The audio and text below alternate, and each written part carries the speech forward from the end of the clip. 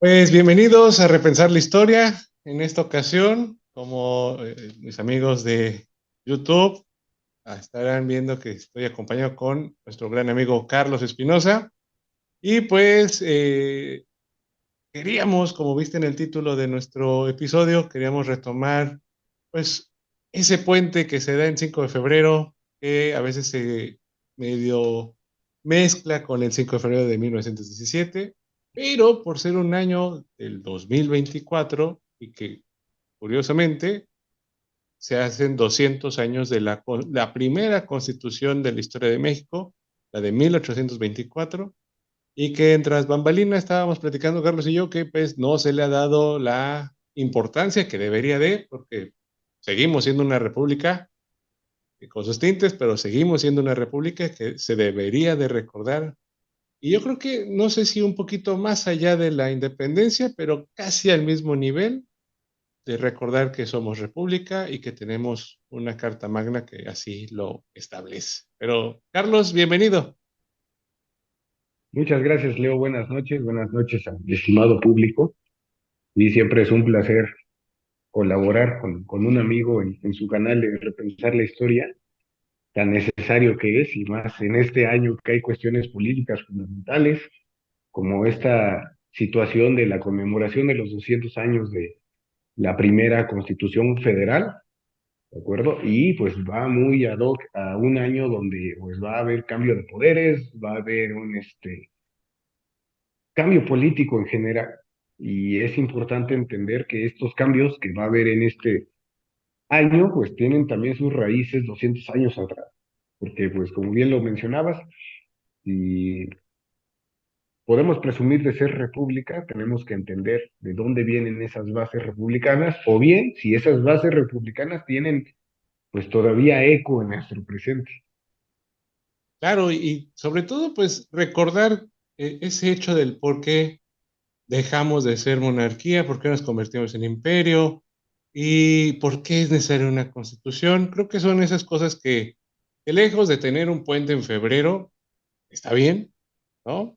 A quien no le cae bien un día de descanso, pero creo que es importante como recordar por qué es necesario ese día de descanso. Los días de descanso recuerden que es como para recordar, conmemorar y quizás hasta en cierto atrevimiento reflexionar sobre estas situaciones históricas que tienen eco en nuestro presente. Entonces, para ello, pues vamos a arrancar y vamos a entrar en materia, Carlitos, y vamos a poder guiar a nuestros radioescuchas y pues de nuestro público en general, porque ya está en todas las plataformas, de dónde surge o cómo está el contexto antes de 1824. Y es importante siempre, ¿no? Como dicen en las redes sociales, contexto, please, ¿no? Contexto. Y es muy necesario para nosotros. Bueno, antes de llegar a 1824 hay que recordar que el naciente país México venía saliendo de la guerra civil más violenta que había vivido hasta ese momento, una guerra de independencia que se alargó durante 11 años y que por supuesto, como todas las guerras, pues va a arrojar consecuencias muy negativas para la nación. Aunado a esto, estamos hablando de un país que era el doble de tamaño del que conocemos actualmente, o quizás más grande, un territorio gigantesco, que bueno, venía saliendo de esta guerra civil que terminó en 1821. Bueno, ¿qué es lo que pasó al final de esta guerra civil? Que es importante mencionar. Bueno, primero hay que entender que al final de la guerra de independencia, en la etapa que se conoce como la consumación, se va a dar la firma de dos documentos fundamentales, ¿no? Para el inicio de este país, que fueron los Tratados de Córdoba y posteriormente el Plan de Iguala. ¿Qué representaban estos documentos? Bueno, el Tratado de Córdoba, que se firman en aquella término de la independencia, pues es cuando el virrey, eh, representante del rey en la Nueva España, acepta, ¿sí?, reconocer la independencia de la nueva nación, que no le vamos a decir México aún, porque no es lo mismo aquella nación que es. El virrey, pues, se ve acorralado, obviamente En realidad ya España para aquel entonces había salido de la novela porque la pugna era entre iturbidistas, era entre insurgencia, o sea, era una pugna ya más local. Entonces el virrey lo que tenía que hacer era aceptar las condiciones que le estaban planteando los nuevos actores de esta guerra de independencia. Posteriormente se da lo que se le conoció el plan como el Plan de Iguala, y el Plan de Iguala es esta paz que va a haber entre la facción de Agustín de Iturbide y la facción de Vicente Guerrero. Hartos ya de la guerra, desgastados en todos los sentidos, como todos los fines de guerra son, y sobre todo Iturbide hábilmente, pues acomodando todo el terreno para hacerse del poder. Me suena muy conocido esa historia, no sé por qué. Bueno, ya él está preparando el terreno y tiene que aceptar ciertas condiciones que lo van a llevar a lo que él tenía ya concebido desde un principio, el poder en el imperio mexicano. Así es, y creo que ahí tocaste dos puntos muy, muy importantes. Esos dos documentos que inevitablemente en cualquier examen de historia de cualquier universidad o preparatoria aparecen en las preguntas de admisión, ¿no? El Plan de Iguala y los tratados de Córdoba. Y si tú me vas a poder ayudar ahí, esos dos documentos son la base para lo que después se va a firmar como ya un acta de independencia y en donde ya se establecen ciertos puntos y lineamientos que quieren seguir los mexicanos que en ese momento están tomando las decisiones. No estoy diciendo que todos estemos de acuerdo, sino que los mexicanos en ese momento que tenían, pues digamos, la sartén por el mango, pues van a empezar a decidir por todos qué era lo conveniente.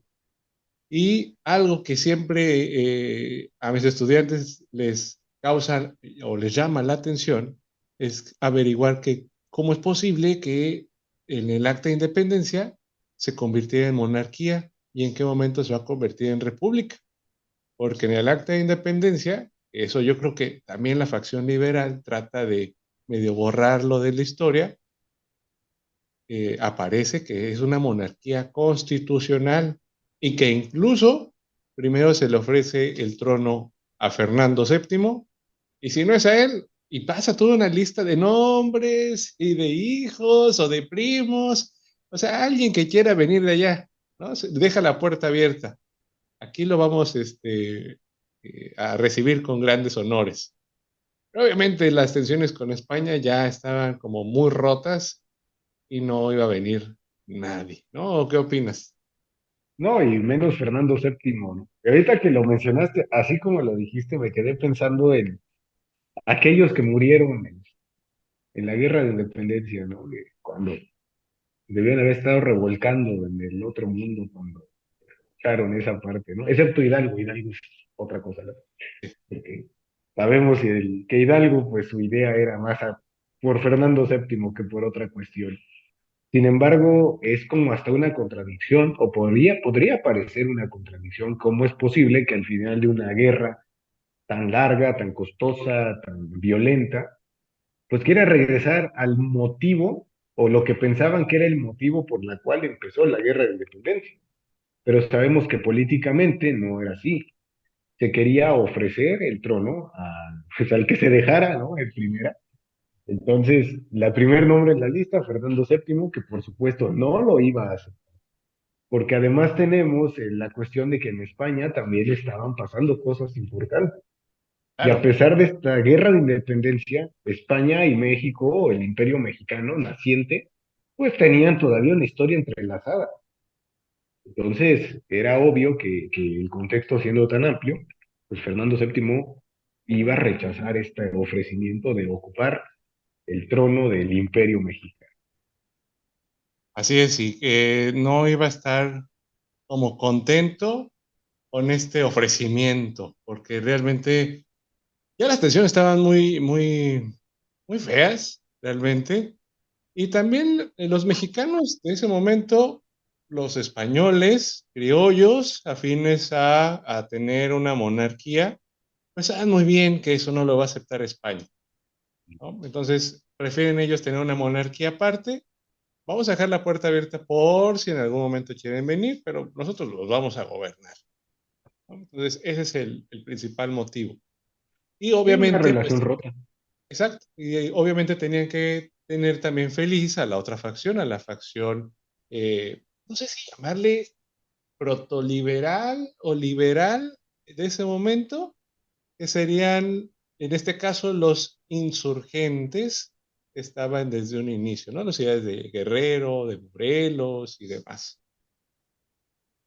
Y porque además esta parte de, como bien dices, ¿no? Esta insurgencia protoliberal, sus ideas que plantea o lo poco que tenemos de sus ideas políticas, y no hablo de los caudillos militares necesariamente, hablo de ideas como las de Morelos, eh, Michelena, todos estos que son más políticos, que personajes que son más políticos que militares, realmente sí tenían una idea o un prototipo de nación.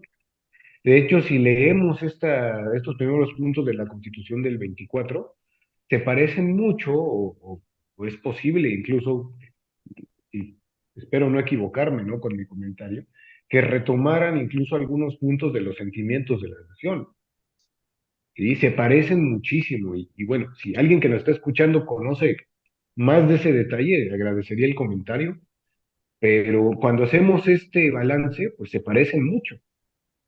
Sin embargo, creo que también lo que estaba pasando en España es interesante porque está habiendo una ruptura política que ya no va a tener vuelta atrás.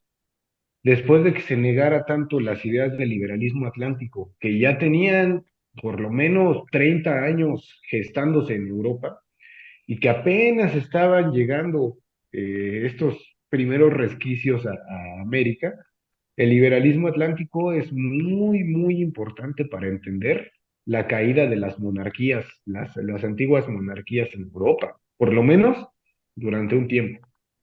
Entonces, es este cambio generacional, es este cambio de ideas y que va a impactar de una manera importante también en los políticos mexicanos. Quieren ver cómo se está moviendo el mundo, que ya no es necesario que el rey tenga todo el poder, hay que irlo acotando poco a poco, y encontraron la manera de hacerlo con una constitución, por ejemplo, que es la de Cádiz. Esa, recordemos que se hizo en ausencia del rey para tener algún salvoconducto de cómo se tenían que gobernar en ausencia de Fernando VII, pero cuando él regresa, pues él pensó que todo iba a seguir igual y pues no, ya se había organizado el pueblo, ya se habían organizado los españoles, vieron que las bendiciones, podemos decirlo así, o las mieles de una constitución, y que evidentemente ante la ausencia, pues las probaron, sí, en estado de guerra, pero vieron la luz en algún momento y decidieron pues plantarle cara a Rafael Riego allá en España y decirle o nos firmas, ¿no? Realmente sí, o sea, Fernando VII ya no tenía salida.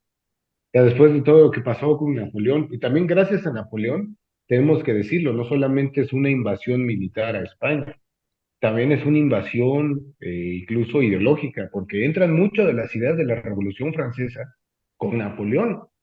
Entonces, esta constitución gaditana también retoma mucho de las ideas de la Ilustración. Yo siempre he concebido a la Revolución Francesa y posteriormente al Imperio Napoleónico como la fase armada de la Ilustración, que a pesar de que hay una distancia considerable en años, la Ilustración no terminó con este movimiento intelectual, todavía tiene sus grandes destellos con las invasiones de Napoleón a los distintos países. Además, los progaditanos también tienen ideas o influencia de la Constitución de los Estados Unidos. Entonces, este liberalismo poco a poco se fue fortaleciendo y ya era inevitable, ¿no? Que penetrara incluso al naciente imperio mexicano.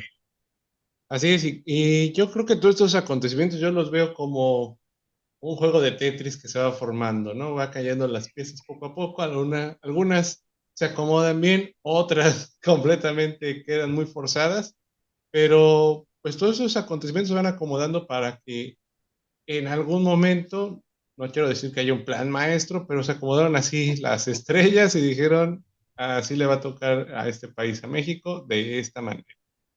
Y bueno, retomando un poquito esto, pues, ¿qué sucede después de que no acepta nadie el trono en España?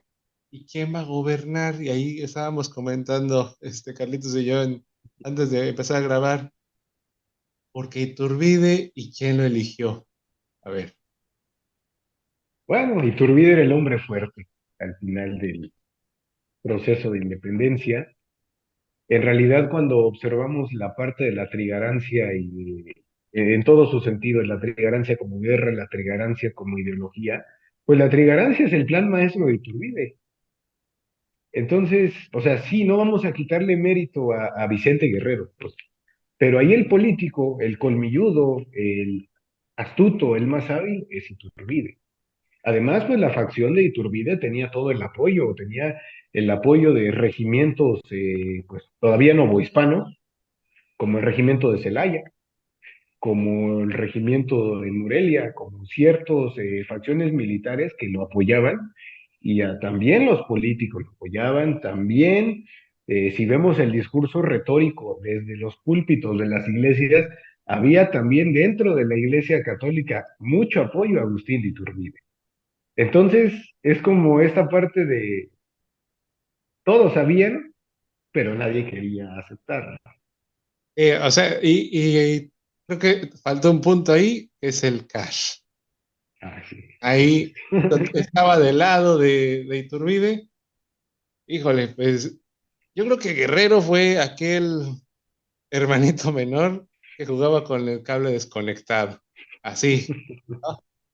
Que jugó Nintendo, PlayStation, Xbox con su hermanito y que no querían que jugara sin cable.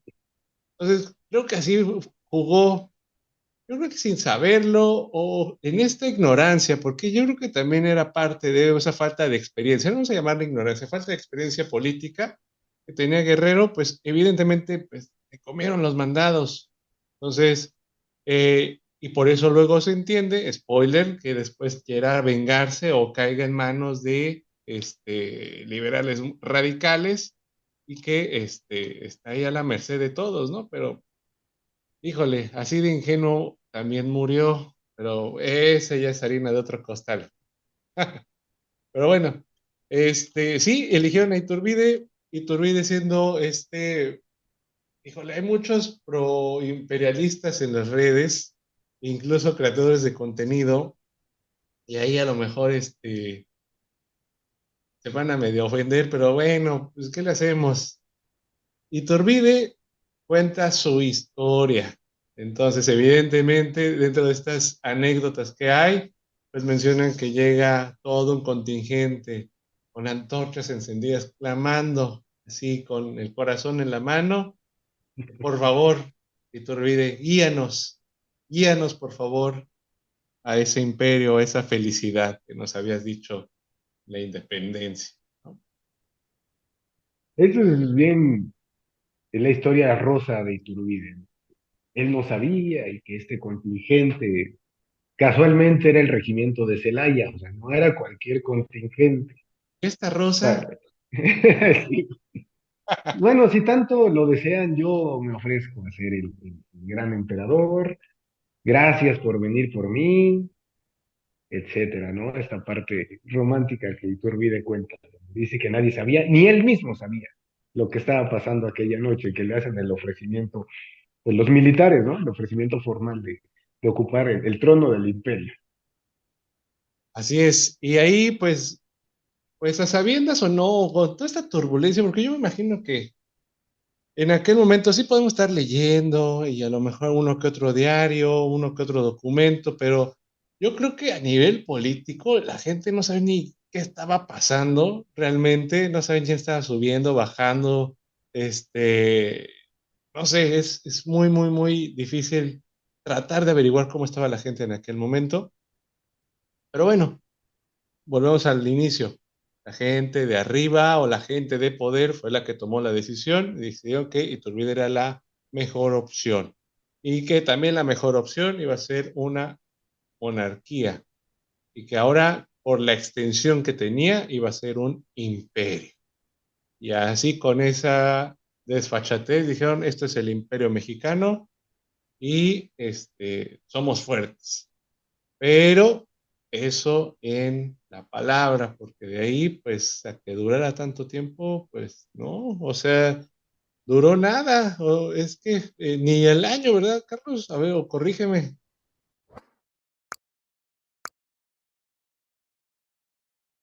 Entonces, ahí nos agarró una falla técnica.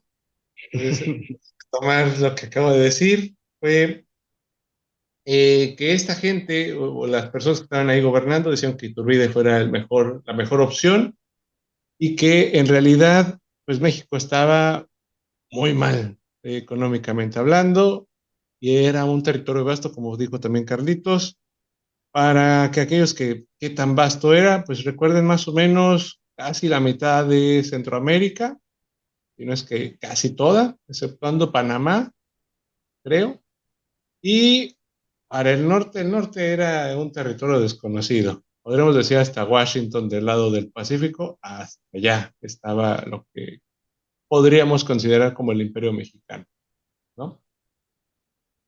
Era un territorio gigante, difícil de administrar, además porque tenía una variedad enorme, una multiculturalidad enorme, tenía ese primer México, que a veces podemos pensar, México, todos hablan español, todos son iguales, no, para nada, y más en un territorio tan grande, el doble de lo que, hasta el doble de lo que tenemos. O sea, esa era una diversidad tremenda. Tan es así que, por ejemplo, las provincias internas de Oriente ni siquiera se habían enterado en muchos sectores que había guerra de independencia, y cuando se enteraron todavía ya había terminado el imperio de Iturbide, cuando se enteraron que la guerra ya había acabado. Entonces estamos hablando, una de dificultades en la comunicación terribles, y dos, bueno, habla también de desconocimiento de detalles tan importantes que, pues, si desconocían esa parte, obviamente, políticamente también, pues, iban a estar en sombras, importantes. Entonces, la labor de Iturbide como emperador iba a ser muy complicada, porque además estaba recibiendo un país, y él lo debió haber sabido, porque él peleó la guerra de independencia, estaba recibiendo un país en bancarrota, estaba recibiendo un país con vías de comunicación fracturadas, un país con deudas importantes, porque además de esas deudas que se acrecentan por culpa del mismo Iturbide, con una serie de préstamos que empieza a pedir. Entonces, las condiciones eran terribles, sumado a la constante amenaza de invasión que tenía del exterior. Ya España no era el problema, entre comillas, pero el problema se convierte ahora a Estados Unidos, Inglaterra, los franceses, el que pudiera. Entonces, Iturbide pues, tenía una labor bastante compleja de hacer. Y creo que mm, lejos a lo mejor de saberlo, pero quizá no calculó la magnitud de sus decisiones, ¿no? Pero, en fin, yo le retaría a cualquiera que hubiera tomado las mismas decisiones que él. Entonces, y que le salieran bien, ¿no? Entonces está muy, muy, muy, muy difícil de poder asimilar qué hubiera pasado y ahí estaríamos en un bucle interminable. Sin embargo, pues la misma población y los mismos, pues, mexicanos de aquel momento, y en este caso voy a atreverme a hablar de otra vez de un protoliberalismo, si no es que ya un liberalismo como tal, enarbolado con ese personaje de mitad del siglo XIX que se repite en un montón de acontecimientos, un joven Antonio López de Santana lleva a cabo el plan de Casamata, en donde dice ya hay que ponerle fin al imperio, estamos muy mal, necesitamos un cambio. Iturbide no es lo que prometió y no podemos seguir así. Básicamente, así dice el plan. No lo dice así tal cual, pero palabras más, palabras menos, eso es lo que menciona, ¿no? Exactamente, porque Iturbide cometió un error terrible haber disuelto el Congreso Constituyente, eh, y eso provoca el enojo de personajes como Santana, un joven Santana, pero un joven bastante ambicioso. Quien nos está escuchando y decimos, cuando decimos joven 20, 25 años, 30 de aquel siglo XIX, no estamos hablando como los jóvenes actuales. Esos jóvenes de 20, 22 años incluso ya tenían una vida pues de adultos desde los 17. Estamos hablando de una generación que además peleó la guerra de independencia, muchos de ellos, es decir, sabemos que las guerras hacen que la gente pues madure, crezca antes, podríamos decir incluso que se salte etapas. Entonces, el hecho de que fuera un joven Santa Anna no lo hacía para nada inexperto en las cuestiones políticas que refiere. Era, al contrario, era una persona bastante hábil, como siempre lo demostró. Y ve esa oportunidad de, ya te encontré una falla y turbidez. Entonces, ahora sí, disolviste un congreso, eso es muy anticonstitucional. Entonces, tengo todo el derecho de levantarme en armas y sacarte del poder. Además de eso, pues ya años atrás había un personaje y muy interesante que era Fray Servando Teresa de Mier, que se cansó de criticar a Iturbide, lo criticó por todos lados. Y bueno, y podríamos decir que te criticara Fray Servando era todo un halago. Un personaje sumamente interesante. Se Sí, acaba el primer imperio, sí, sí, perdón. exacto, que Fray Servando Teresa de Mier, ¿a quién no criticó, no? O sea, estuvo en la cárcel se lo ganó a mérito propio por esas críticas que hace, ¿no? Y criticaba a la iglesia, al gobierno, al general, al emperador, le daba lo mismo a quien le criticaba, él iba a alzar la voz y iba a decir, esto está mal, o esto no es correcto. De esa manera me imagino muy bien a Fray Servando Teresa de Mier, ese compa tuyo que nada le parece y que tiene algo mejor que hacer. No sé. Y con grandes fundamentos, ¿eh? O sea, que criticaba con pluma tan severa y bien fundamentada, pero no dejaba de ser radical, ¿no? Y eso le ocasionó muchos, muchos problemas, como bien dijiste, estuvo en la cárcel por culpa de su pluma y de su crítica. Sin embargo, es un personaje sumamente interesante, contrario al pensamiento de casi todos en aquella época. Eso, por ejemplo, es importante porque, y vamos, nada más me pretendo adelantarme un poco. Algo que menciona la Constitución del 24 es cierta libertad de expresión, pero hay que pensar, hay que analizar hasta dónde llegaba esa libertad de expresión en realidad, porque muchos de estos críticos terminaron presos por eso, por la crítica al gobierno y a todos los gobiernos, estamos hablando desde Victoria hasta Juárez. Entonces, ¿hasta dónde llegaba en realidad la libertad de expresión? Y digo Juárez no por otra cuestión, sino que si haces estas críticas de las que estamos hablando en el gobierno de Díaz, te desaparecían. Claro. Sí, sí, sí. Entonces, ¿hasta Y dónde ya llegaba? que hacemos ese doblez temporal, pues también en nuestra época ya cualquier persona opina, dice, ¿no? Pero esa, no sé qué tan valioso sea tener una libertad de expresión, tatuarla así, sin tener a lo mejor incluso hasta fundamentos o tener algo de estudios o que te hayas informado, no nada más hablar por hablar, porque así me fue en la feria y quiero compartirlo con todos y esa es mi verdad, ¿no? Y entramos en todo un bucle, no sé, sin fundamento, que estamos en esta época, ¿no? O sea, tal cual, vemos que se dan datos, se dan cifras y no, eso no lo reconozco. Entonces, creo que hemos traído esa libertad de expresión a su máximo esplendor en esta época. E infundamentada muchas veces, ¿no? O, por ejemplo, hablar incluso la libertad de hablar de lo que sea no debería ser una libertad entonces, porque si nos ponemos a hablar de lo que sea de acuerdo a lo que yo escuché, entonces no, estás hiriendo el principio de la libertad de expresión, ¿sí? Entonces es muy complicado, ¿no? Hablar de eso, más en una época digital donde las redes se encargan de descrucificar, donde las redes se encargan incluso de destruir reputaciones. Entonces, es complicado opinar en esta época. Así es, pero antes de irnos a esos detalles de la Constitución, ¿cómo nace la Constitución? Porque ya estamos diciendo que Santana pues quitó a Iturbide, Iturbide se va del país, escapa, le dan ese salvoconducto de, mira, no te vamos a matar por todo lo que hiciste por la nación, pero pues te invitamos a que huyas del país, ¿no? Adiós. Y bueno, en eso, pues Exacto. Santana dice, bueno, ok, ya se fue, ¿qué hacemos? Porque él hábilmente, o no sé si ahí decidió ver cómo estaban las cosas políticamente hablando, y dice, bueno, yo ya lo quité, muchachos, les dejo la tarea a los políticos, ¿vale? Yo soy un general, hasta ahí. Como que en ese momento dijo, pues, hasta aquí está mi tarea, ya cumplí, y pues ahí van a alzar la mano algunos personajes, ¿no, Carlitos? Sí, yo creo que, o sea, estamos hablando del joven Santa Anna, ¿no? Que todavía no tenía las habilidades políticas del dictador Santa Anna, aún estaban lejos uno de otro.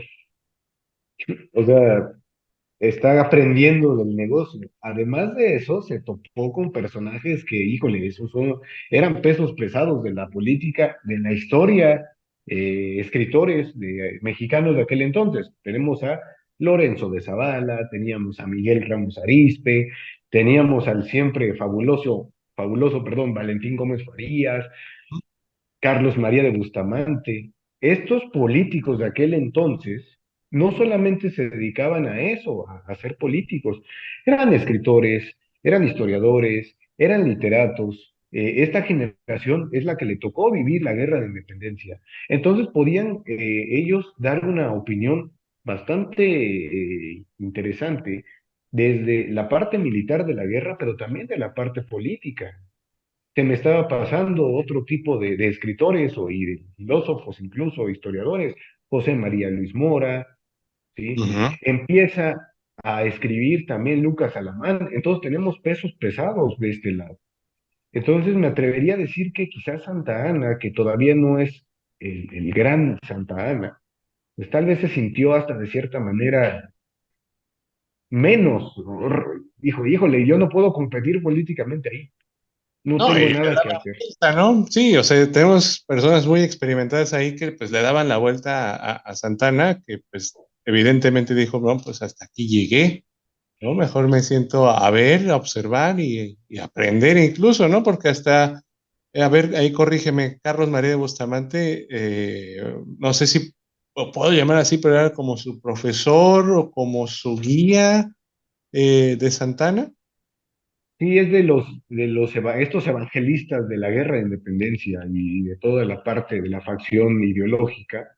Entonces sirvió a Santa Ana como esta guía o este primer profesor en las artes políticas, porque en serio son gente sumamente experimentada. ¿Sí? Santa Ana sí era hábil, pero hasta ese momento solamente era un militar. Así Entonces, es. entrar al ruedo era un suicidio para sus aspiraciones, que con el tiempo nos enteramos cuáles eran, pero para ese momento no tenía nada que hacer ahí. Así es. Y pues al ver Iturbide disuelto el Congreso, estos liberales deciden volverlo a colocar y donde aparecen estos personajes que nos contaba Carlitos, Lorenzo Zavala, Miguel Ramos Arizpe, Valentín Gómez Farías, Carlos María Bustamante, entre muchos más que a lo mejor se nos va ahí algún nombre, pero que finalmente son ellos los que van a empezar a idear cómo acomodar una ley que nos ayude a que ciertos políticos no se salgan del redil y que vayamos hacia qué, bueno, hacia una república, porque ya con el paso de la monarquía, con este efímero imperio, pues la mayoría, o en este caso los liberales radicales, pues dijeron, ¿saben qué? No nos sirve la monarquía, ya la aprobamos, ya la constatamos, no sirve, vamos a probar ahora una república. Pero ahí yo siempre tengo la idea de que los monarquistas se refugiaron en un sistema central, que nada más cambiaron la coronita por una banda presidencial. Yo tengo esa teoría que dijeron, ok, ok, así vamos a jugar, bueno, vamos a jugar así. ¿no? Voy a jugar con estas fichas, pero sigo manteniendo mi ideal que debe de ser de esta manera. Sí, este Congreso que apenas se había formado y que obviamente tiene que tomar decisiones fuertes y entre ellas es, si yo quiero tener un proyecto de nación serio, sí o sí tengo que tener una constitución. Ahora aquí juega un papel importante las concepciones tan distintas que tenían de los rumbos que tenía que tener esta constitución. Se tenía que parecer a la de Estados Unidos, o se tenía que parecer a la Constitución liberal española, o tenía que tener las ideas de la Revolución Francesa. Ese pensamiento, ese debate de qué es lo que debe de tener estas primeras leyes, me parece que les tomó un muy buen tiempo a este Congreso. Además, lo mencionaste hace un momento muy bien. Los promonárquicos o promonarquistas, que por supuesto estaban apoyados por el rito escocés, contra los federalistas que estaban apoyados por el rito yorquino. Entonces también en la parte de las logias masónicas tenemos una disputa muy importante, porque al final primero fueron las logias masónicas y de ahí surge la política mexicana.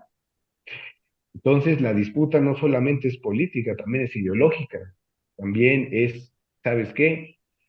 Mi facción masónica es la que tiene que gobernar, no la tuya, porque en eso podrán ser hermanos, sí, pero tenían ideas completamente distintas. Entonces, aquí vemos contrapunteada esta sociedad de ideas también, de los conservadores o los centralistas apoyados por un rito de Londres, un rito escocés, y los yorquinos, que después se hacen llamar políticamente federalistas, apoyados por los ritos norteamericanos. Entonces, hasta ahí vemos cómo la cuerda se va estirando para un lado y para otro. Sí, que también evidentemente por cuestiones económicas, yo creo que va a pesar más la economía que la política. Obviamente Estados Unidos tenía su interés, obviamente tenían Inglaterra sus intereses también acá. Entonces, creo que por ahí también va tendiéndose la ideología y yo creo que aquí el tablero, la sociedad mexicana, pues también habría que mencionarlo, era netamente conservadora, entonces era convencer a esa población que ahora íbamos a tener un presidente y una constitución, vamos a ser una república, ¿no? Pero en su mayoría, que creo que eso lo va a mencionar la constitución, vamos a tener un voto indirecto, porque no necesariamente la gente está capacitada para votar, o así lo pensaron los primeros mexicanos constitucionalistas, ¿no? Sí, esta parte del voto indirecto es interesante, ¿no? O sea, cuando pensamos en un voto, lo entendemos como actualmente es, ¿no? Ujú. Que cada quien asiste a su casilla, cada quien emite un voto, hace uso de la democracia. Sin embargo, para el siglo XIX las cosas eran muy diferentes, ¿no? O sea, en realidad se trataba no era ni siquiera un conteo de votos como lo entendemos actualmente, no era un proceso democrático como pues se hace en pleno siglo XXI, ¿no? O que empezó en el siglo XX. Pues eran elecciones donde no eh, se elige el candidato como tal, sino una serie de representantes, una serie de personas que van a fungir como representantes de un cargo público. Y no es como, voto por la persona, no. Y se vota entre candidatos, gente, un conjunto, vaya. Sí, que ese conjunto es el que va a votar por quién va a ocupar la presidencia. Entonces, quien ocupara mayor cantidad de representantes, pues era quien ganaba básicamente, ¿no? Pero bueno, antes de pasar a eso, porque hay un punto que quisiera tocar también, es qué nos dejó o esta constitución. Vamos a iniciar primero por el territorio. Ellos sabían muy bien que tenían que delimitar su territorio, que hasta donde se tenía después de que durante el primer imperio se perdiera Centroamérica. Centroamérica dice, ¿saben qué? Nosotros nos vamos de aquí, ¿no? Y deciden separarse de México. Y ahí, pues, se reduce, obviamente, el territorio mexicano y empiezan a armarlo por 19 estados libres, cuatro territorios, que esos cuatro territorios no alcanzaban una representatividad porque no había un gran número de gente que alcanzara eso, porque hasta eso contaron cuántas personas había en un estimado, y pues obviamente estos territorios estamos hablando de los del norte, que serían California, Arizona, Nuevo México y Texas. Entonces, esos pues no iban a tener representatividad y creo que a la larga, como ya sabemos, eso va a tener sus repercusiones. La parte dolorosa de la historia, ¿no, Leo? Sí, sí, sí.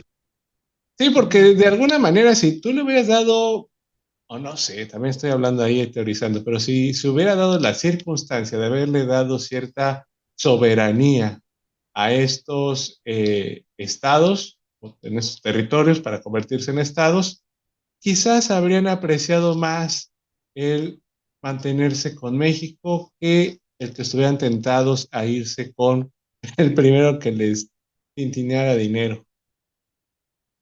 Porque ese es Pero más uno de los situación, argumentos de los californianos, ¿no? O incluso ujú, de los los tejanos, antes tejanos, de California, más de los tejanos, perdón. Pues ujú, que nunca se sintieron, nunca los hicieron sentir parte del territorio mexicano, que no se sentían pues representados. Y bueno, hay que decirlo también, mucha de la culpa la tuvo el centralismo. ujú, Cuando entra la República Central, si esto ya estaba pasando en el naciente federalismo, bueno, con el centralismo esto viene a romperse, hace claro, que los tejanos como tal, pues se sintieran pues ni siquiera parte de México, entre otras cuestiones, ¿no? Que quizás valdrá la pena discutir en otro espacio. Sin embargo, esta falta de representatividad afectó de gran manera al futuro de México en esa naciente, pues, república, pues quizás no se veía todavía lo que podría ocasionar. Entonces, creo que el concepto de nación de esos políticos era incluso bastante limitado a lo que estaba pasando en el centro, en toda sí, la parte central de la República. exacto, y creo que eso es un punto que hay que sobresaltar, que a veces lo del territorio se deja pasar de lado, pero que tiene una repercusión en el futuro, como acabas de mencionar, y que evidentemente en aquel momento dijo, no, pues no, no creo que haya problema, todo está muy bien, aquí en el centro, en la Ciudad de México, y que de hecho, pues de ahí sale que sea el Distrito Federal, que aquí todos los poderes se juntaran, ejecutivo, legislativo, judicial, o sea, sí son federales, pero va a haber una ciudad que va a ser central, ¿no? Está muy, muy raro así como nos organizamos en aquel momento, que cuando lo digo, pues no tiene como mucho sentido, pero para ellos en el siglo XIX tenía todo el sentido del mundo. Era lo cotidiano, ¿no? Y lo normal. Dice, somos federalistas, pero todo está en el centro. Sí. Entonces, incluso esta diferencia, ¿no? Que encontramos, Leo, con el presente, donde el presidente está en su cargo 6 años. Ujú. En aquel siglo XIX presidente estaba 4 años en el poder. Sin embargo, existía la posibilidad de un segundo mandato. Sí. Era algo constitucional que pudiera pasar. Había una figura, además de un vicepresidente. A mí mis alumnos me han llegado a preguntar, profe, ¿y para qué estaba el vicepresidente? Bueno, el detalle es que estamos hablando que sí, ya había acabado la guerra de independencia, pero la época de las guerras civiles en México seguía. Era muy probable que hubiera un magnicidio, ¿sí? En aquel entonces, si se muere la cabeza, tiene que quedar una segunda, ¿no? O sea, no podía quedar el país volando, entre comillas. Y ahí te va un dato. Los vicepresidentes eran el segundo lugar de las votaciones. Entonces, si tú te llevabas mal o era tu enemigo de la logia distinta a la tuya, pues ya tenías ahí al enemigo susurrándote al oído. Entonces, ¿en qué? O sea, cuando escribieron la Constitución pensaron que todos íbamos a ser civilizados y profesionales. Pero estamos hablando de, no sé si primero categorizar mexicanos y después humanos, o primero humanos y después mexicanos. Pero, o sea, básicamente era eso. O sea, quisieron copiar tal cual lo que está sucediendo en Estados Unidos. Bueno, pues el segundo lugar va a ser el vicepresidente, ¿no? Porque es el segundo con mayor representatividad entre nosotros. Perfecto. Pero aquí en México había una disputa de, entonces si él no está, yo gobierno. Sí, pues me han dicho antes, ¿no? Me mando a batallar una guerra y a lo mejor ahí pierde y la subo. Sí. O si no me gusta algún mandato de él, armo mi contingente y le planto un plan. Entonces, de ahí no sé si es lo latino versus que pensaron que íbamos a ser como más anglosajones siguiendo las reglas. O nos podemos ver un poquito más civilizados, ¿no? Te declaro moralmente incapaz de gobernar, bye. Y si no quieres, te fusilo. Ujú. Hace rato que hacías el spoiler del pobre Vicente Guerrero, nada más de eso recordé esta declaratoria hacia su persona, moralmente incapaz de Moralmente, gobernar, sí. entonces no me sirves. Sin embargo, con todo esto que acabo de decir, hay cositas interesantes que rescatar de esta Constitución, que es los tres poderes eh, en los cuales se va a dividir la República y que le da ya más estructura a todo el gobierno de ese momento, ¿no, Carlos? Y hasta la fecha son poderes que nos siguen manteniendo, que son importantes para todos nosotros los mexicanos. Sí, exactamente. Tenemos al Ejecutivo, que el presidente con la figura del vicepresidente, son parte ambos del Ejecutivo. Tenemos al Legislativo, las dos cámaras, igual senadores, Cámara de Diputados. Y algo muy interesante es la parte del Poder Judicial, Ujú. porque si analizamos incluso las figuras presidenciales, notamos que por lo menos después de Santa Ana hacia Juárez, la figura de la Suprema Corte, del presidente de la Suprema Corte de Justicia, adquirió un poder bastante interesante. No solamente era el encargado de conocer las leyes, de impartir la justicia, etcétera.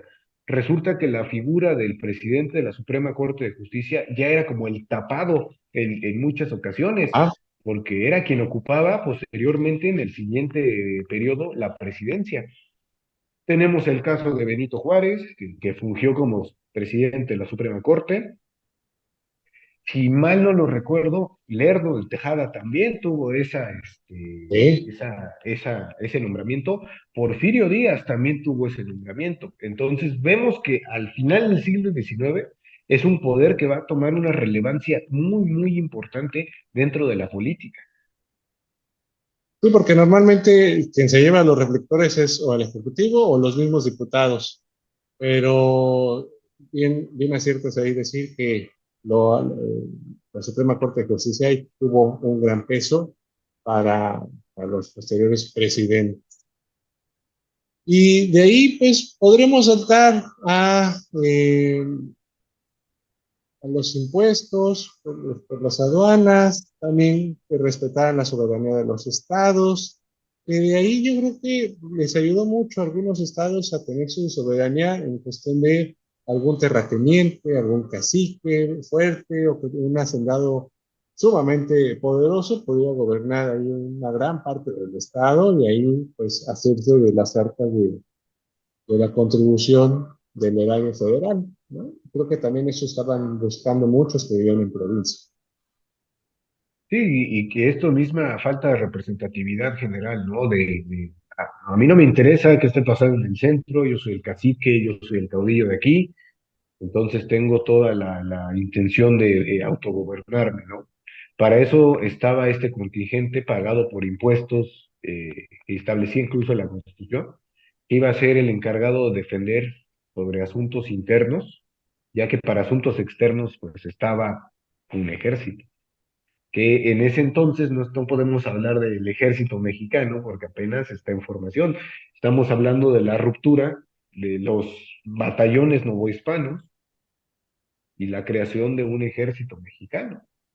Entonces, ante esa falta de un ejército oficial, pues tenían que haber pequeños contingentes militares que sirvieran pues como policía, ¿sí? de los poderes de la nación.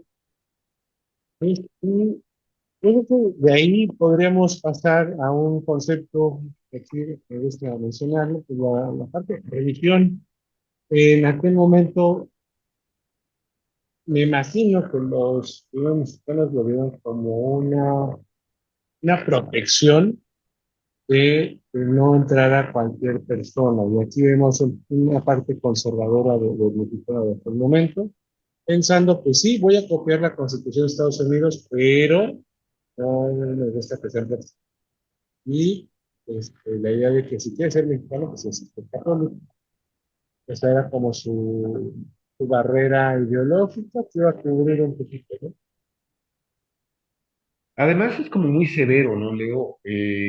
Porque cuando leemos esa parte de religión católica como oficial y sin tolerancia hacia otros cultos, eh, me parece severo, pero incluso, como bien lo decías, habla como de esta facción cultural mexicana que seguía arraigada todavía a lo conservador, en el caso ideológico, en el caso de usos y costumbres. O sea, qué contradicción tan interesante, cómo pretendes hacer una política liberal cuando tus instituciones fuertes y tu idiosincrasia, toda tu cultura es en realidad conservadora.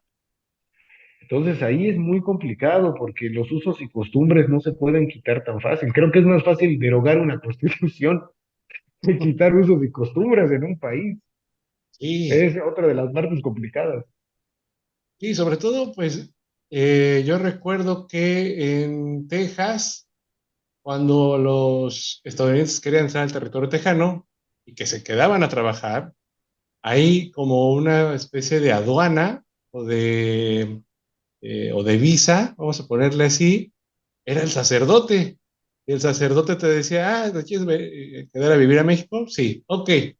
Necesitamos que vengas todos los domingos a misa y te bautices, porque aquí entra puro católico. Los irlandeses eran bienvenidos, pero los protestantes no. Entonces, pues sí, obviamente los estadounidenses dijeron, sí, claro, vengo todos los domingos. Claro, sí, sí, ¿qué más? Pues solo eso. Pues está muy sencillo, vengo a la iglesia, ¿no? Entonces, no era como tan una barrera, pero sí les daba como cierta tranquilidad como a las personas de decir, no, vamos a defender nuestra fe, nuestras creencias. Ya viste lo que pasó en Francia, ya viste lo que pasó en España, los ingleses. Entonces, creo que va por esa parte, pero parte de esta formación del mexicano, ¿no? Que es valiente, pero temeroso cuando se ponen los problemas. Cuando necesita ayudar, ayuda, pero pues también cuando puede chingar, ¿no? Entonces, básicamente, creo que es esa mezcolanza del mexicano que van haciendo en ese momento. ¿Y cómo tenemos todavía en el presente mucho de aquel siglo XIX? ¿Cómo creo yo que la construcción del mexicano actual tiene sus bases en realidad en el siglo XIX, en aquellos mexicanos? Veo más alejado al novohispano, por supuesto, mucho más alejado a aquellos habitantes del México indígena, pero a veces he escuchado la referencia, ¿no? De que, es que la Nueva España es nuestra base. Ujú. Creo que no tanto. Pienso que le debemos más a ese siglo XIX, donde se termina como de moldear el producto final y que va a tener su último toque en la Revolución Mexicana. Ahí está. Ese es el Sí, yo, mexicano o sea, del... como esa plastilina que vas juntando con varios colores, o sea, que tienes ahí algo de los indígenas, algo de Nueva España, algo de lo que se va formando de todas estas facciones del siglo XIX, lo que te dejó un Juárez, lo que te dejó un Santana, y todo eso va llegando como hasta nuestros días como algo que cuando lo encuentra un extranjero dice, ¿qué? ¿Por qué son, por qué son así o por qué son como son? ¿No? O sea, ¿por qué? No sé, recientemente escuché como una entrevista que daba Panteón Rococó diciendo que a ellos les daban como cierta, eh, como cierta cosa, cuestión, le preguntaba a los alemanes de por qué sus letras son tan oscuras, tan deprimentes y la música es tan alegre. Y creo que es parte de ahí de lo que intento dar como ejemplo, que es ese mexicano que estamos aquí platicando, que sí, me gusta mi religión, soy conservador, pero también quiero algo liberal porque necesito pelear por mis derechos. Ah, pero ¿qué derechos? Bueno, los que también me diga papá Dios, porque si no, voy en contra de mi iglesia. Entonces, este, no sé, es como queremos todo a la vez. Pues ahora que mencionas la referencia de la entrevista de este genial Panteón Rococó, creo que a esos alemanes hay que mandarles una copia del himno mexicano. Amén. ¿Quieren letra deprimente y música alegre? Órale, ahí está el himno. Ahí lo tienen. Sí, claro, o sea, creo que ahí yo por eso quería traer este tema porque me parece importante rescatar que todas estas cosas que estaban marcando nos marcan no solo en lo político, sino también en lo ideológico y hacernos preguntar por qué era necesario, ¿no? Y ahí estamos estableciendo también lo de la libertad de palabra o de imprenta que mencionamos hace rato, como en algunas cosas sí tenemos que ser libres, pero en ciertos temas, porque también no puedes ajustarte a ser libre en pensamiento o en religión, por ejemplo, en querer, no sé, creer en otra cosa. No existía, creo, ni siquiera o sea, supongo yo que, no hablo de la élite política mexicana, hablo del mexicano de a pie, como se dice, ¿no? Coloquialmente. Creo que ni siquiera por aquí le pasaba el hecho de una libertad de culto, ¿no? O una religión distinta a lo que conocían, ¿no?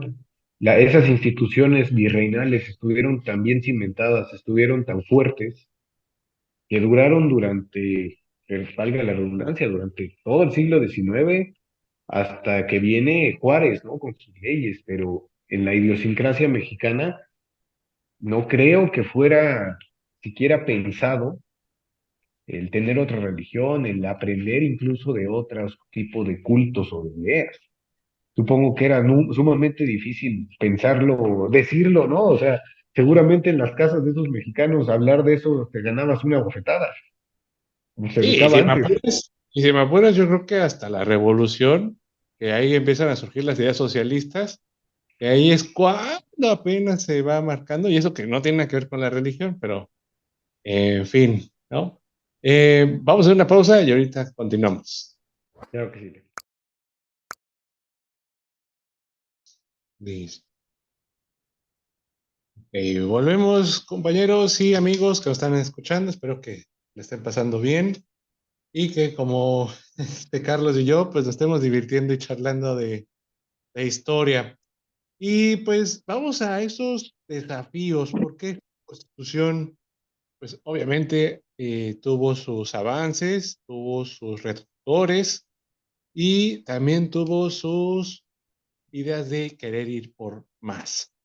Y es aquí cuando hablamos, nos vamos a adelantar un poquito en el tiempo, después del 24, cuando ya se aplaude la Constitución, de hecho se hacen las primeras elecciones, ya como presidente, al famoso Guadalupe Victoria, que yo creo que ahí lo vamos a tener pendiente para otro tema, porque da para mucho el primer presidente, que también en este año se cumplen los 200 años. Pero vamos a avanzar en el tiempo y llegamos a 1833 con un López Santana como presidente y como un asesor legal, liberal, radical como Valentín Gómez Farías, que creo yo estaba adelantado a su tiempo o estaba viendo ya en otros mares el barco que estaba ya zarpando de México, ¿no? Que tendía a la visión universal de irse por algo más radical del liberalismo. Entonces, Carlitos, Ah, ¿qué puedes decir? fíjate que a mí la figura de Farías me agrada bastante. Es un político que no deja medias tintas. Es un político que sabía exactamente por dónde ir, sabía exactamente qué necesitaba la nación y se atreve a exponer su reforma liberal, aprovechando el bug, como dicen, de Antonio López de Santa Anna, que le da por irse a Manga de Clavo, Veracruz, que era su hacienda, y decide tomarse un sabático. Dice Farías, bueno, tú estás tomando tu sabático, tú estás descansando, pero yo sigo trabajando y voy a aprovechar tu ausencia para hacer unos cuantos cambios necesarios para la nación, que esto fue la reforma liberal, que como lo acabas de decir, eh, será otro tema, ¿no? De tu canal, porque pues, es necesario darle más tiempo. Sin embargo, algo que me llamó mucho la atención es que esta reforma liberal ataca de una manera importante los intereses de los conservadores e incluso va contra uno de los grandes pilares de la nación, que fue la iglesia, bueno, y sigue siendo Ujú. la iglesia, Sí, sí, sí. atacando directamente a los intereses económicos eclesiásticos, como después lo haría Juárez y compañía, ¿no? Con con el liberalismo cuarista, podríamos incluso argumentar que lo de Valentín Gómez Farías es el antecedente perfecto a las condiciones de la guerra de reforma, mediante las que se da la guerra de reforma. Algo de, entre de todo este documento de Farías, entre de todos los puntos que él toca, hay algo que llama mucho mi atención y me parece excelente cuando se refiere a mejorar en la instrucción de las clases populares. Mm. Y cuando él también dice que los infantes mexicanos, merecen pues todo lo que los adultos le puedan dar, lo mejor que los adultos le puedan dar. Entonces él ya está pensando a futuro, como bien lo decía. Está pensando en una instrucción pública, lejos de las manos de la iglesia, para la gente y sobre todo enfocados en los intereses de la niñez. Eso me parece excelente, una de esas ideas, pero pues que al ser ideas adelantadas a la época le van a traer muchos problemas en aquel 1833 y Sí, graves, son graves problemas. muy graves porque en realidad también para esos años, pues si hay una crisis económica. No puedo decir que México estaba bien en ese momento, también padeció una crisis, había ya préstamos muy forzosos, pero creo que él se dio cuenta que había mucho dinero, solamente que estaba hacia otros lados.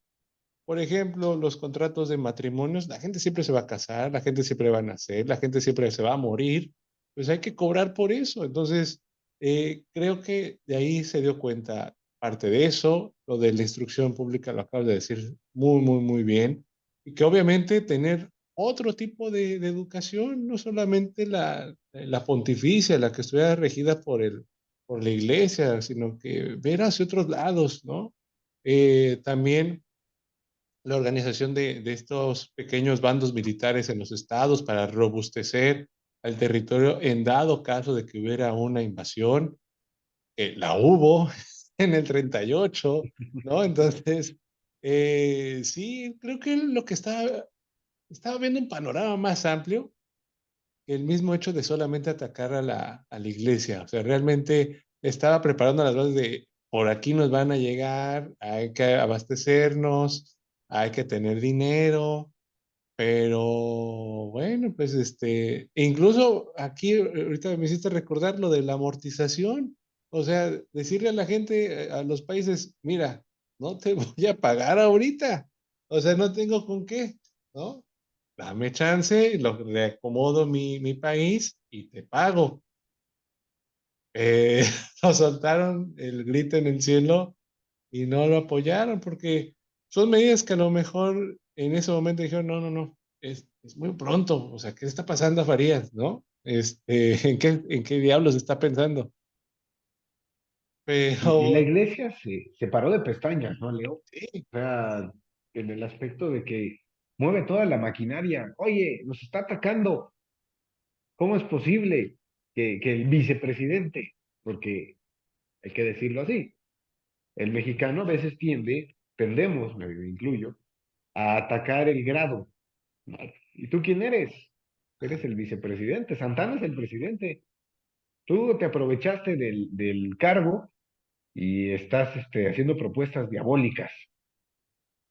que si hubieran sido atendidas, Leo, creo, como bien lo dijiste, no podemos asegurar que otro gallo cantaría, pero sí las cosas pudieron haber sido distintas.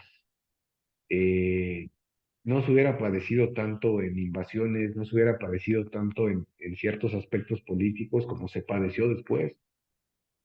Sí, o sea, por ejemplo, si, es más, va a atreverme a decir eso, pero por ejemplo, Nuevo León, o un caso de Chihuahua, que hubiera tenido su poder militar ahí, evidentemente California, Texas o México me han dicho, nosotros también queremos un gobierno aquí con militares, necesitamos protección acá.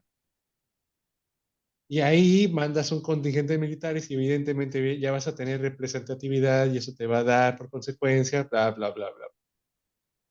Pero, en fin, Y por eso, sí, habían había fotos.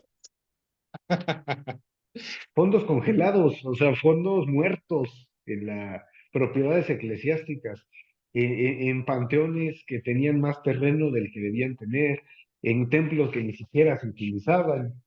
Fondos había, pero era una idea demasiado revolucionaria para la época, que además atacaba de manera importante a estas clases acomodadas. Que pues lo que dicen es, exigimos el regreso de Santa Ana, que él no nos sale con estas cosas.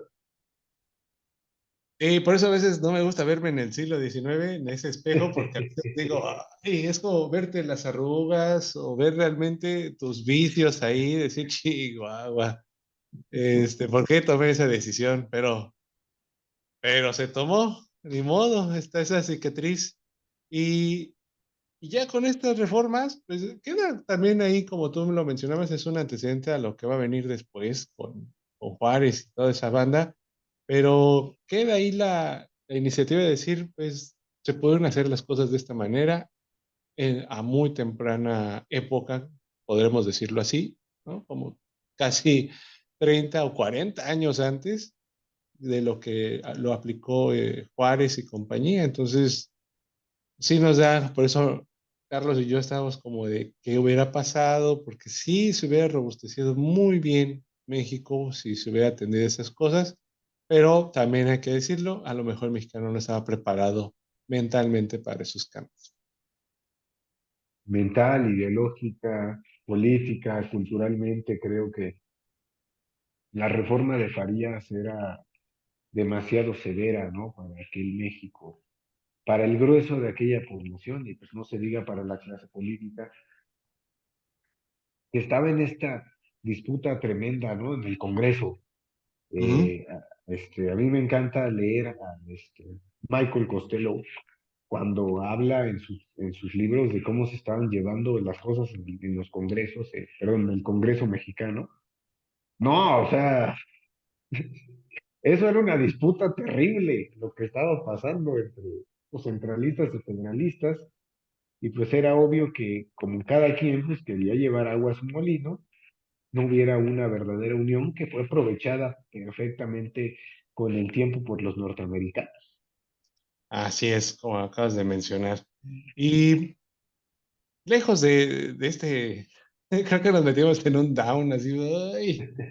Pero bueno, lejos de eso, creo que bajo todos sus parches y remendadas que tuvo la Constitución del 24, que después dijeron, ¿saben qué? Ya tiene muchos remaches ahí, vamos a reformarla y vamos a armarla del 57. Creo que hay que darle su peso histórico a este documento, a la posición en la que tomó para hablar de un legado. O sea, eh, ¿qué nos ha dejado esa Constitución? ¿Por qué sí hay que conmemorarla en estos 200 años? ¿Por qué sí hay que ponerle ahí su valor importante a este documento? ¿Qué nos puedes decir, Carlos? Bueno, creo que este documento sienta las bases históricas e incluso políticas, ¿no? De México, del naciente México que se desarrolló durante el siglo XIX, empezando por la postura del republicanismo, que sigue vigente en nuestros días, donde todavía observamos un poder dividido en tres órganos o tres organismos, que si bien ya no existe una figura de un vicepresidente y ya no son periodos de 4 años, sino que de 6, pero sentó las bases de ello, ¿no? Mucho de lo que ahora entendemos como la atmósfera política mexicana, pues se la debemos a estas bases de la Constitución del 24, y pues por supuesto tiene que ser difundida, por supuesto se tiene que hablar de ella, porque pues los mexicanos merecen saber, merecen conocer cuáles son las bases de su presente. Y en esta situación la encontramos en aquel siglo XIX, ahí están las bases de la Constitución moderna, ¿sí? Si bien ya hay muchas cosas que pues no tiene, porque estamos hablando de 200 años de diferencia, sentó este precedente, ¿no? De la forma de hacer política actual. Por eso me parece que es fundamental conocerla y difundirla. Sí, creo que nos puede dar algunas luces el hecho de que todavía, a pesar de los pesares, a pesar de los gobiernos, a pesar de los personajes o de las circunstancias, aún mantengamos esos tres poderes, ejecutivo, legislativo y judicial. Y que pues, esto es a opinión mía, a pesar de que los políticos quieran ahí tergiversar esos poderes, intercambiarlos, o incluso decir, saben que ahora la Suprema Corte de Justicia va a ser ahora por votación. Bueno, ya es parte de los matices que tiene cada año, cada contexto, pero que sentemos esas tres bases, no cualquier país pudo haber hecho eso. Entonces creo que hay que darle valor a eso porque todavía hay países que tienen una monarquía o que son militarizados en su totalidad, que no hay una elección, por ejemplo. Entonces, creo que en un año electoral como es este, habría que darnos también palmadas en el hombro y decir, bueno, o sea, sí, estamos así, pero podemos rescatar grandes cosas como esta. O sea, ya no tenemos un voto indirecto, ya tenemos un voto directo de queremos escuchar a toda la gente. Que lejos de toda esa bruma de politiquería que hay de si son o no, si funciona o no el instituto, creo que el punto es que tú votas, ¿no? O sea, que ejerzas ese derecho. Sí, porque además la democracia tiene muchos significados, ¿no? Y es una base importante, no solamente el hecho de, como bien lo dijiste, sobre estas ideas que hay que si el voto es real o no, también hay otras formas de democracia, alzar la voz, pelear por los derechos. Ahora, ¿cómo está la Constitución? ¿Debería o debe respetar los derechos civiles, los derechos de las personas, etcétera, que obviamente se viene planteando desde aquel siglo XIX con esta libertad de expresión, entendida de todas las formas que queramos? Sin embargo, ya se estaba hablando de ideas modernas, que pues se supone que en este siglo XXI ya deberíamos de tener más que normalizadas, ¿no? Cuando muchas de ellas tampoco son tan normales o no quieren normalizarla por diversos intereses. Sí, o por lo menos conocerlas, ¿no? Que también eso es básico, yo creo que en este momento, conocer cuáles son tus orígenes, de las leyes, de tus derechos, de tus obligaciones, porque también eso es parte del ser mexicano. Y ahí quizás una reflexión que se viene a la mente es, por eso es que la Constitución de México es tan robusta, porque quiere atender a todos y a todo, ¿no? Y por eso va con ciertas implicaciones de inciso A, inciso B, inciso D, porque hay ciertas cosas que quiere atender a todos. Cosa que si lo vemos comparado con Estados Unidos, no, es blanco o negro. No, es que quiere un gris, oscuro, no, no hay. Tienes que respetar esto y punto, ¿no? Entonces, creo que si vamos entendiendo eso, vamos a poder también estar en paz con nosotros mismos y no querer tratar de copiar modelos como en ese momento, ¿no? Sí, porque vemos en qué terminó, ¿no? En la copia de modelos, y ahora que lo mencionas, y pensando un poco como reflexión en la política de los Estados Unidos, pues ellos solamente tienen dos partidos, empezando por ahí, solamente hay dos opciones. Aquí hay muchas opciones y no nos vamos a meter en esos. temas tan turbios, ¿no? De que si son partidos buenos y o no lo son, no importa, hay muchos partidos y cada persona tiene la libertad de adherirse al que quiere.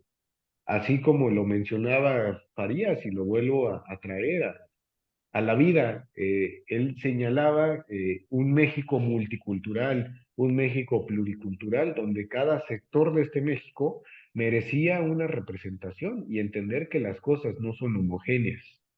Entonces, eso también se ve reflejado en las leyes mexicanas. No puedes medirlos a todos con la misma vara, porque cada quien tiene condiciones geográficas, cada quien tiene condiciones culturales, sociales, de idiosincrasia, de todo, son diferentes. No va a ser igual las condiciones en el norte que en el centro, que en el sur.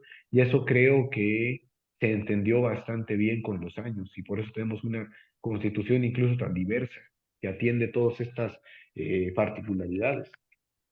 Y creo que por eso también la idea de traer este episodio, por lo mismo que es año también electoral, y que también reflexionemos que hace unos 6 años, hace 12 incluso, sí había muchos partidos, había muchas ideas y actualmente solo hay 3 opciones. Entonces, ¿qué nos hace pensar eso? Obviamente lo voy a dejar ahí, quien quiera tomar la bola, pero ¿qué nos hace pensar eso? ¿A qué nos estamos orillando? ¿A tener solo blanco y negro? Cuando en realidad no un solo partido puede abarcar todas las voces, eso es irreal, ¿no? Incluso, en mi opinión, es muy trágico pensar que tenían que unirse 3 partidos para estar contra otros dos, entonces no tiene sentido, mejor parejo, ¿no? Que a lo mejor hay partidos parásitos, bueno, hay que acotarlos y decir, no, me tienes que reunir tantas cosas, pero son cosas que se tienen que ir modificando, pero hay que pensar un poquito en eso. Somos un país muy diverso, como lo acabas de señalar, Carlitos, que creo que ahorita no se le está dando las voces a todos. Sí, es una gigantesca contradicción, ¿no? Donde se habla de diversidad de todos los sentidos, como debe de entenderse y respetarse. Cada persona debe tener el derecho de expresar dentro de las cuestiones legales, claro, lo que siente, lo que opina, y todos tendríamos que respetar la diversidad de las personas. Y es contradictorio que el discurso oficial a veces sea ese, pero la realidad no está pasando, no se está respetando las diversas formas de entender. Y la política no está ajena a ello, porque la política también es diversa. Entonces, no puede ser todo cuadrado, no puede ser todo dirigido de un solo lado, no puedes abarcarlo todo o no debes de abarcarlo todo. Si no, sería el maximato. Pues bien, ahí yo creo que con esas palabras del Maximato, vamos a hacer que no se repita. Creo que queda en todos nosotros el estar pendiente, también es como ciudadano estar al pendiente de eso y señalar cuando realmente no esté sucediendo, no estén sucediendo las cosas. Entonces, por eso quería tomar este punto y por eso se lo platiqué a Carlitos que era necesario tocar base para febrero, para este episodio, para que reflexionemos por qué hacemos un puente en febrero y evidentemente recordando también a lo mejor la del 17 y la del 57, pero creo que las bases y por el año es importante rescatar la del 24. Pues Carlitos, no sé si quieras decir algo más, saludar a tus chicuelos. Mando saludo primero, bueno, antes de hacerlo, te agradezco, Leo, este espacio, estas charlas que siempre es un gusto, un placer tener estas degustaciones históricas y aprovecho para mandar un saludo a mis alumnos que nos escuchan, les gusta escucharnos, les gusta mucho el canal y como siempre se los digo, acuérdense niños que la ley dice que después de un episodio y examen, entonces espero que hayan puesto atención. Saludos a mis alumnos de la escuela secundaria Kipling. Pues ahí está el saludo, también los saludo muy bueno saber que nos escuchan y acuérdense, tienen que poner su zapatito porque si no la Constitución no les va a traer nada. No, en Sí. general, pues, gracias, Carlitos, siempre, No sé, José, siempre que hablamos de historia, como que nos transformamos y nos salen datos y empiezan a caernos así, pam, pam, pam, pam, pam. Por eso es que, aunque hay un guión, parece que no hay guión, pero sí, sí hay un guión que seguimos y que a veces nos caen los datos así, ¿no? Que nos acordamos, reflexionamos y traemos y demás, pero es parte también de lo que nos apasiona y que queremos compartir con todos ustedes. Y Entonces, ahora que lo dices, si me lo permite, siempre es como incluso recordar cuando éramos estudiantes, cuando íbamos a la escuela, en tal clase nos hablaron de esto, tal maestro nos dijo esto, y empezamos a traer ideas que están aquí, ¿no? Prometemos ser como Iron Man, nos ajustaremos al guión un día. sí, esperemos o no, no lo sé, Esperemos, ¿no? ¿Quién sabe? porque entre, como decía un famoso historiador, el verdadero historiador ya se hace viejito. Hasta que ya estés muy grande, ya vas a alcanzar la cúspide de la profesión. Entonces, pues ahí estamos construyéndolo. Perdón usted, audiencia, pero ahí vamos, ahí vamos. Pues bueno, les agradezco mucho que nos hayan escuchado y nos estamos viendo o escuchando en otro episodio. Recuerden, siempre se puede aprender algo del pasado. Despide Carlos Buenas y, noches, Leo. Buenas noches, amable público. y nos vemos en otra ocasión.